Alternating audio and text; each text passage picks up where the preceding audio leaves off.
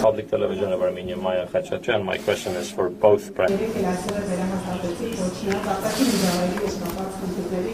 մենք օգտվել ենք մեր տարածաշրջանի համար տարածաշրջան բացելու քաղաքականությունը։ Ինչպես է դա հնարավոր համարում, եթե Ադրբեջանը շարունակում է տարածաշրջանի երկրներից մեկը Ադրբեջանը շարունակում է սադրանքի դիմել սահմանին, առաջ քաշել նախապայմաններ, նաև չկատարել այնվերի հայտարարությունը շարունակելով ականդառության եւ գերության մեջ քայլերին։ Եվ հարավային Կովկասում խաղաղության հաստատման, վերական խաղաղության հաստատման համար ինչպիսին է Եվրամիության անդամ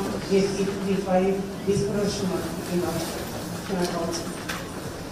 Շնորհակալ եմ, ես իմ խոսքում անդրադարձա ձեր բարձրացրած բոլոր հարցերին եւ կարծում եմ, որ ինչպես արդեն նշեցի, մենք պետք է հետեւողական լինենք մեր հռչակած եւ որդեգրած օրակարգում եւ նաեւ մանրամասնենք մեր պատկերացումները բոլոր հարցերի լուծման վերաբերյալ, տեսեք, ուզում եմ ընդգծել, որ տարածաշրջանային կոմունիկացիաների հաղորդակցության ուղիների բացումը այս առումով շատ կարևոր է եւ պիտի ընդգծեմ, որ նախկինում էլ առիթ եմ ունեցել ասել, որ հաղորդակցության ուղիների ապաշրջափակման այնպիսի եւ կոմունիկացիաների բացման այնպիսի սցենարներ պիտի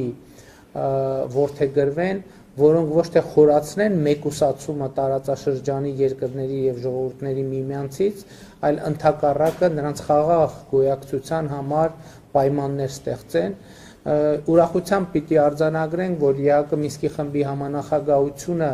ըստ էության սկսել է ակտիվացնել իր գործունեությունը եւ պիտի արձանագրեմ, որ դրական եմ համարում Նյու Յորքում Հայաստանի եւ Ադրբեջանի արտաքին գործերի նախարարների հանդիպումը։ Մենք մեր պատրաստակամությունն ենք հայտնել սկսել Հայաստանի եւ Ադրբեջանի միջև սահմանների դեմարկացիայի եւ դելիմիտացիայի գործընթացը, որը իմ կարծիքով պիտի մեկնարկի դրա համար անհրաժեշտ պայմանների ստեղծմամբ եւ իհարկե գերիների, պատանդների եւ այլ պահվող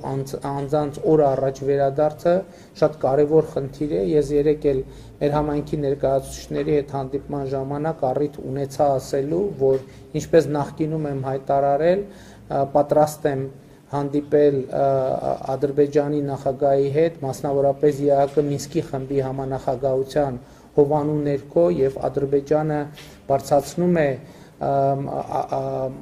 հումանիտար սպառնալիք ներկայացնող ականապատ դաշտերի քարտեզների հարցը։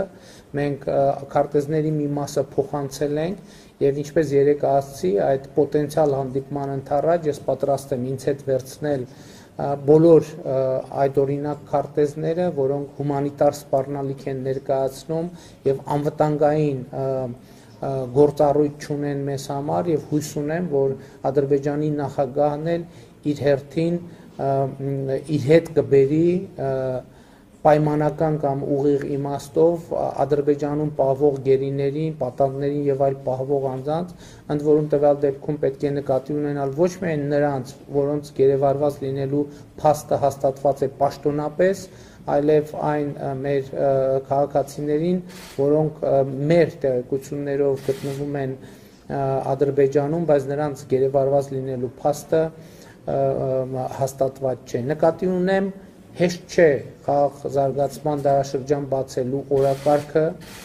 իրականացնելը եւ մենք,